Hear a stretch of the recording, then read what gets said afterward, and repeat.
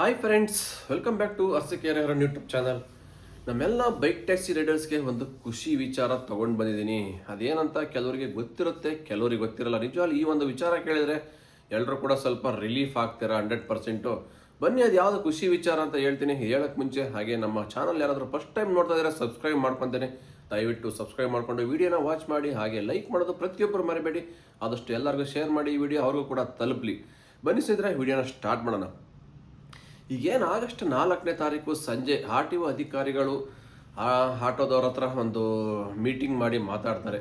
ನಾಳೆಯಿಂದ ನೀವು ಯಾವುದೇ ಥರ ಮುಷ್ಕರ ಮಾಡಬೇಡಿ, ನಾವೇ ಬೈಕ್ ಟ್ಯಾಕ್ಸಿ ರೈಡರ್ಸ್ನ ಹಿಡಿದು ಗಾಡಿನ ಸೀಸ್ ಮಾಡ್ತೀವಿ, ಇದಕ್ಕೆ ನೀವು ನಮಗೆ ಕೈ ಜೋಡಿಸ್ಬೇಕು, ಸಹಾಯ ಮಾಡಬೇಕು ಅಂತ ಒಂದು ಮಾತು ಹೇಳ್ತಾರೆ ಆ ಸಾರಿಗೆ ಸಚಿವರು. ಈ ಒಂದೇ ಮಾತು ಹೇಳಿದ್ದೆ ತಡ ಮಾರನೇ ದಿನದಿಂದನೇ ತಮ್ಮ ಎಲ್ಲ ಕೆಲಸ ಕಾರ್ಯಗಳನ್ನ ಬಿಟ್ಟು RTO ಅಧಿಕಾರಿಗಳ ಜೊತೆ ಬರೋ ಎಲ್ಲ ಬೈಕ್ಗಳನ್ನ ಹಿಡಿದು RTO ಅವರಿಗೆ ಕೊಟ್ಟರು ಆಟೋ ಡ್ರೈವರ್ಸು. ಇದು ಎಲ್ಲರೂ ನೋಡಿರ್ತೀರ, ಸಿಕ್ಕಾಬಟ್ಟೆ ವೈರಲ್ ಆಯಿತು. ಇದು ಬೆಂಗಳೂರಲ್ಲ, ಕರ್ನಾಟಕ ಅಲ್ಲ, ಇಡೀ ಇಂಡಿಯಾದಲ್ಲಿ ತುಂಬ ವೈರಲ್ ಆಗೋಗ್ಬಿಡ್ತು. ಇಲ್ಲಿ ನೋಡು 10-20 ಜನ ಆಟೋ ಡ್ರೈವರ್ಸು ಬರೋರು, ಬೈಕ್ ಟ್ಯಾಕ್ಸಿನ ಹಿಡ್ಕೊಳೋರು, ಕೀ ಕಿತ್ಕೊಳೋರೊಬ್ರು, ಮೊಬೈಲ್ ಕಿತ್ಕೊಳೋರೊಬ್ರು, ಗಾಡಿ ತಳ್ಳೋರೊಬ್ರು, ಈ ಥರ ಮಾಡಿ ಏನಾಯಿತು, ತುಂಬ ದೊಡ್ಡ ಮಟ್ಟಕ್ಕೆ ಚರ್ಚೆ ಆಗೋಯ್ತಿದ್ದು. ಪಬ್ಲಿಕ್ಸಿಂದ ಇರ್ಬೋದು, ಆಟೋ ಡ್ರೈವರ್ಸ್ಗಳಿಂದ ಇರ್ಬೋದು, ಇಲ್ಲ ನಮ್ಮ ಬೈಕ್ ಟ್ಯಾಕ್ಸಿ ರೈಡರ್ಸು ತುಂಬ ದೊಡ್ಡ ಮಟ್ಟಕ್ಕೆ ಚರ್ಚೆ ಆಗೋಯ್ತು. ಇವ್ರು ಯಾರು ಅಧಿಕಾರ ಕೊಟ್ಟಿದ್ದು? ಇವ್ರ ಕೆಲಸ ಏನಿದು? ಇವ್ರ ಕೆಲಸ ಇರೋದು ಬನ್ನಿ ಪಬ್ಲಿಕ್ ಸರ್ವಿಸ್ ಕೊಡೋಕ್ಕೆ. ಇವ್ರು ಯಾರು ನಮ್ಮನ್ನು ಬೈಕ್ ಟ್ಯಾಕ್ಸಿ ಹಿಡಿಯೋಕ್ಕೆ? ನಮ್ಮ ಮೊಬೈಲ್ ಕಿತ್ಕೊತಾರೆ, ಕೀ ಕಿತ್ಕೊತಾರೆ, ಕೆಟ್ಟ ಪದಗಳನ್ನ ಯೂಸ್ ಮಾಡ್ತಾರೆ, ಕೇಳಕ್ಕೆ ಹೋದರೆ ಗುಂಡಾ ರೀತಿ ವರ್ತನೆ ಮಾಡ್ತಾರೆ. ಇವ್ರಿಗೆ ಅಧಿಕಾರ ಕೊಟ್ಟಿದ್ಯಾರು? ಇವರೇನು ಕೋರ್ಟಿಂದ ನೋಟಿಸ್ ತಗೊಂಬಂದಾರ? ಸುಮಾರು ಚರ್ಚೆ ಆಯಿತು, ಸುಮಾರು ಗಲಾಟೆ ಆಯಿತು. ಏನೇ ಹೇಳಿದ್ರು ನಮಗೆ RTO ಅಧಿಕಾರಿಗಳು ಹೇಳಿದ್ದಾರೆ ಬೈಕ್ ಟ್ಯಾಕ್ಸಿ ಹಿಡಿಯೋಕ್ಕೆ, ನಾವು ಹಿಡಿತೀವಿ, ಯಾರನ್ನೂ ಬಿಡಲ್ಲ, ಎಲ್ಲ ನಾವೇ ಬುಕ್ ಮಾಡಿ ಹಿಡಿತೀವಿ ಅಂತ ಈ ಥರ ಫುಲ್ ಸೋಷಿಯಲ್ ಮೀಡಿಯಾದಲ್ಲಿ ಎಲ್ಲ ವಿಡಿಯೋ ಮಾಡ್ಕೊಂಡು ದೊಡ್ಡದಾಗೆ ಬಿಲ್ಡಪ್ ಕೊಟ್ಕೊಂಡ್ರು. ಆದರೆ ಇವಾಗ ಫೈನಲಿ ನಮ್ಮ ಕರ್ನಾಟಕದ ಪೊಲೀಸವರು ತಾವೇ ಒಂದು ಸ್ವಂತ ಸ್ಟ್ರಿಕ್ಟಾಗಿ ಆಕ್ಷನ್ ತಗೊಂಡು ಹೇಳಿದ್ದಾರೆ, ಯಾವ ಆಟೋ ಡ್ರೈವರು ಕೂಡ ಬೈಕ್ ಟ್ಯಾಕ್ಸಿ ರೈಡರ್ಸ್ನ ಹಿಡಿಯಂಗಿಲ್ಲ. ಇದು ಇವತ್ತು ಅಫಿಷಿಯಲಾಗಿ ಅನೌನ್ಸ್ ಮಾಡಿದ್ದಾರೆ ಅವರೇ ಕೂಡ. ಯಾವ ಒಂದು auto driver bike taxi riders ಹಿಡಿಯಂಗಿಲ್ಲ, ಅವ್ರಿಗೆ ಕೆಟ್ಟ ಪದಗಳನ್ನ ಬೈಯಂಗಿಲ್ಲ, ಮೊಬೈಲ್ ಕಿತ್ಕೊಳಂಗಿಲ್ಲ, ಕೀ ಕಿತ್ಕೊಳಂಗಿಲ್ಲ. ಇದು ನಿಮ್ಮ ಕೆಲಸ ಅಲ್ಲ. ಇದಕ್ಕೆ ಅಂತಲೇ ಒಂದು ಗೌರ್ಮೆಂಟ್ ವ್ಯವಸ್ಥೆ ಇದೆ, ನ್ಯಾಯಾಂಗ ವ್ಯವಸ್ಥೆ ಇದೆ, ಇದನ್ನು ಅವರೇ ಮಾಡಬೇಕು. ಬೈಕ್ ಟ್ಯಾಕ್ಸಿ ಮಾಡ್ತಾ ಇದ್ದಾರೆ ವೈಟ್ ಬೋರ್ಡಲ್ಲಿ, ಓಕೆ, ಇದು ಇಲ್ಲಿಗಲ್ಲೂ ಒಪ್ಕೊಂತೀವಿ. ಅದನ್ನು ಹಿಡಿಯತಕ್ಕಂಥ ಕೆಲಸ ಯಾರು ಮಾಡಬೇಕು? ನಮ್ಮ RTO ಅಧಿಕಾರಿಗಳು ಮಾಡಬೇಕು, ಸಾರಿಗೆ ಸಚಿವರು ಮಾಡಬೇಕು.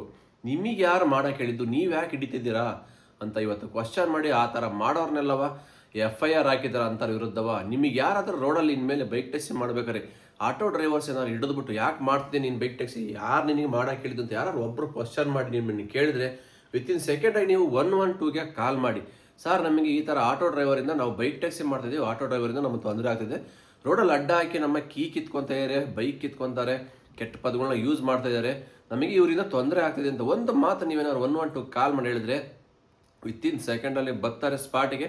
ಅವ್ರ ವಿರುದ್ಧ FIR ಕೂಡ ಆಗುತ್ತೆ, ಅವ್ರ ವಿರುದ್ಧ ಕೇಸ್ ಕೂಡ ದಾಖಲಾಗುತ್ತೆ, ಅವ್ರ ಆಟೋನು ಕೂಡ ಸೀಸ್ ಆಗುತ್ತೆ. ಇದು ಬೆಂಗಳೂರು ಪೊಲೀಸೇ ಅನೌನ್ಸ್ ಮಾಡಿ ಹೇಳಿದಾರಂತೆ, ನಾವು ಕೂಡ ನ್ಯೂಸಲ್ಲಿ ಕೇಳ್ಪಟ್ಟು. ಹಂಗಾಗಿ ಆದಷ್ಟು ಈ ಒಂದು ವಿಚಾರದಿಂದ ನಮ್ಮ ರೈಡರ್ಗಳಿಗೆ ಸ್ವಲ್ಪ ರಿಲೀಫ್ ಆದಂಗೆ ಆಯ್ತು. ಯಾಕೆಂದರೆ ತುಂಬ ಭಯದಿಂದ ಕೆಲಸ ಮಾಡ್ತಾಯಿದ್ರು. ಇನ್ನೂ ಸ್ವಲ್ಪ ಜನ ಡ್ಯೂಟಿ ಮಾಡ್ತಾಯಿದ್ದಾರೆ ಬೈಕ್ ಟ್ಯಾಕ್ಸಿ ರೈಡರ್ಸು, ತುಂಬ ಭಯದಿಂದ ಡ್ಯೂಟಿ ಮಾಡ್ತಾಯಿದ್ರು. ಯಾವ ಒಂದು ಆಟೋ ಸ್ಟ್ಯಾಂಡಲ್ಲೂ ಪಿಕಪ್ ಮಾಡೋಕ್ಕಾಗ್ತಾ ಇಲ್ಲ, ಒಂದು ಮೆಟ್ರೋ ಸ್ಟೇಷನ್ ಹತ್ರನೂ ಕಸ್ಟಮರ್ ಪಿಕಪ್ ಮಾಡೋಕ್ಕಾಗ್ತಾ ಇಲ್ಲ, ಎಲ್ಲೂ ಬೈಕ್ ಟ್ಯಾಕ್ಸಿನೇ ಮಾಡೋಕ್ಕಾಗ್ತಿಲ್ಲ. ಆಲ್ಮೋಸ್ಟ್ ಸ್ಟಾಪ್ ಮಾಡಿದ್ದಾರೆ 80%, ಯಾರೋ ಒಂದು 20% ಮಾಡ್ತಾಯಿದ್ದಾರೆ, ತುಂಬ ಕಷ್ಟ ಇರೋರು. ಹಂಗಾಗಿ ಇಂಥವ್ರಿಗೆಲ್ಲ ತುಂಬ ತೊಂದರೆ ಕೊಡ್ತಾ ಇದ್ರಲ್ಲಿ ಆಟೋ ಡ್ರೈವರ್ಸ್ಗಳಿಗೆ. ಇವತ್ತು ನಮ್ಮ ಬೆಂಗಳೂರು ಪೊಲೀಸರು ಒಳ್ಳೆ ಪಾಠನೇ ಕಳಿಸಿದ್ದಾರೆ. ಇವಾಗೆಲ್ಲ ಅವರೇನೇ ಸೋಷಿಯಲ್ ಮೀಡಿಯಾದಲ್ಲಿ ವಿಡಿಯೋ ಮಾಡಿ ಬಿಡ್ತಾ ಇದ್ದಾರೆ. ಏನು ಆಟೋ ಡ್ರೈವರ್ ಸಂಘಟನೆಗಳ ಮುಖ್ಯಸ್ಥಿದ್ದಾರಲ್ಲ ಇವಾಗ, ಅವರೇ ಹೇಳ್ತಾ ಇದ್ದದ್ದಕ್ಕೆ ಮುಂಚೆ ಎಲ್ಲೂ ಬೈಕ್ ಟ್ಯಾಕ್ಸಿ ಮಾಡೋಕ್ಕೆ ಬಿಡಬೇಡಿ, ಎಲ್ಲ ಹಿಡಿತೀವಿ, ನಾವು ಹಿಡ್ಕೊಡ್ತೀವಿ ಅಂತ ಫಸ್ಟ್ ಅವರೇ ಹೇಳ್ದಾರು. ಇವಾಗ ಅವರೇ ಹೇಳ್ತಾ ಇದ್ದಾರೆ, ಬಂದು ಯಾರೂ ಬೈಕ್ ಟ್ಯಾಕ್ಸಿ ರೈಡರ್ಸ್ನ ಹಿಡ್ಕೊಡೋಕೆ ಹೋಗಬೇಡಿ ನೀವು RTOದವರಿಗೆ, ಇದು ನಿಮ್ಮ ಕೆಲಸ ಅಲ್ಲ, ಈ ಥರ ಮಾಡಿದ್ರೆ ನಿಮ್ಮ ವಿರುದ್ಧ FIR ಆಗುತ್ತೆ, ನಿಮ್ಮ ಆಟೋ ಸೀಸ್ ಆಗುತ್ತೆ ಅಂತ ಇವಾಗ ಅವರೇ ಬಂದು ಹೇಳ್ತಾ ಇದ್ದಾರೆ. ಅವತ್ತು ಮಾಡಿದವರು ಅವರೇ, ಇವತ್ತು ಹೇಳೋರು ಅವರೇ. ಹಿಂಗಿದೆ ನೋಡಿ ಇವಾಗ ಇವ್ರು ರೊಟ್ಟಿ ಅವರೇ ಮಗ್ಚಾಗ್ತಿದ್ದಾರೆ ಉಲ್ಟವ.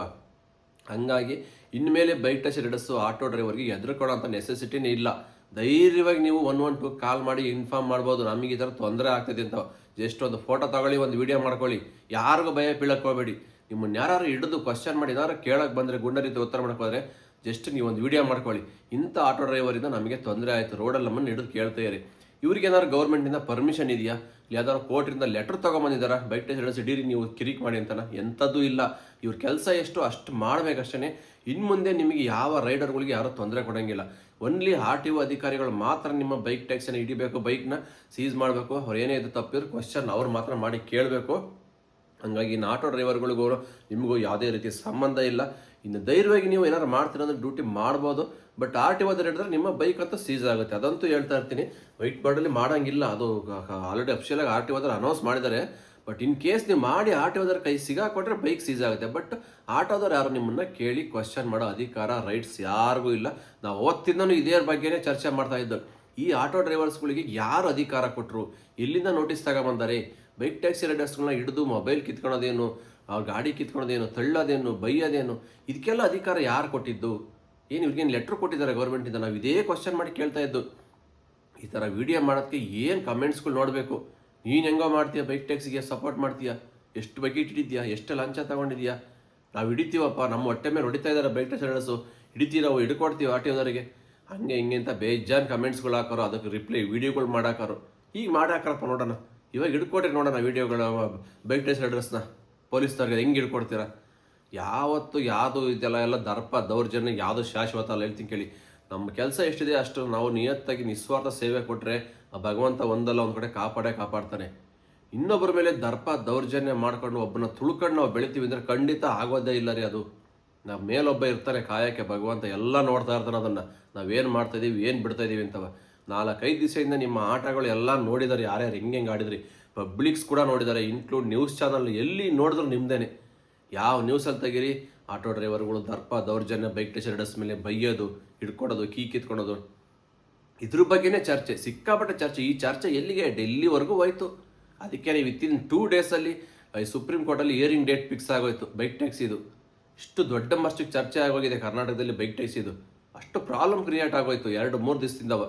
ಹಂಗಾಗಿ ಇದಕ್ಕೆ ನಮ್ಮ ಪೊಲೀಸ್ನವ್ರು ಕೂಡ ಅವರೇ ಎಚ್ಚೆತ್ಕೊಂಡ್ರು, ಈ ಥರ ಎಲ್ಲ ಅಧಿಕಾರ ಇವ್ರಿಗೆ ಕೊಡಬಾರ್ದು. ಈ ಅಧಿಕಾರ ಯಾರು ಕೊಟ್ಟಿದ್ದು? ಇಷ್ಟು ದೊಡ್ಡ ಮಟ್ಟಕ್ಕೆ ಚರ್ಚೆ ಆಗ್ತಿದೆ ಅಂದರೆ ನಾವೆಲ್ಲ ಏನು ಕಿರೋದು, ಕೈ ಕಟ್ಕೊಂಡು ಕೂತ್ಕೊಂಡಿದ್ದೀವಿ? ಹಂಗಾರೆ ಕೇಳೋಕ್ಕೆ ಮಾಡೋಕ್ಕೆ ಅಂತ ಒಂದು ಕಾನೂನು ವ್ಯವಸ್ಥೆ ಇದೆ, ನಾವೇ ಕೇಳಬೇಕು, ನಾವೇ ಮಾಡಬೇಕು. ಸಾಮಾನ್ಯ ಒಬ್ಬರು ಆಟೋ ಡ್ರೈವರ್ ಅವರು ಬಂದಿರೋದೇನು ಪಬ್ಲಿಕ್ಸ್ಗೆ ಸೇವೆ ಕೊಡೋಕ್ಕೆ ಅಂತ, ಆ ಕೆಲಸ ಅವ್ರು ಮಾಡಬೇಕು. ಈಗ ನಮ್ಮ ಕೆಲಸ ಇವ್ರು ಮಾಡ್ತಾ ಇದ್ದಾರೆ, ಇವ್ರಿಗೆ ಯಾರು ಅಧಿಕಾರ ಕೊಟ್ಟಿದ್ದು ಅಂತ ಇವಾಗ ಅವರೇ ಸತತವಾಗಿ ಅನೌನ್ಸ್ ಕೂಡ ಮಾಡಿದ್ದಾರೆ. ಪ್ರೆಸ್ ಮೀಟಲ್ಲಿ ಒಂದು ಹೇಳಿದಾರಂತೆ, ಯಾವ ಆಟೋ ಡ್ರೈವರು ಇನ್ನು ನೀವು ರೈಡರ್ಗಳನ್ನ ಹಿಡಿಬೇಡಿ, ಹಿಡಿದ್ರೆ ನೀವೇನಾದ್ರು ಕ್ವಶನ್ ಮಾಡಿ ಕೇಳಿದ್ರೆ ನಿಮ್ಮ ವಿರುದ್ಧ FIR ಆಗುತ್ತೆ ಅಂತ ಹೇಳ್ಬಿಟ್ಟಿದ್ದಾರೆ ಸೀರಿಯಸ್ ಆಗಿ.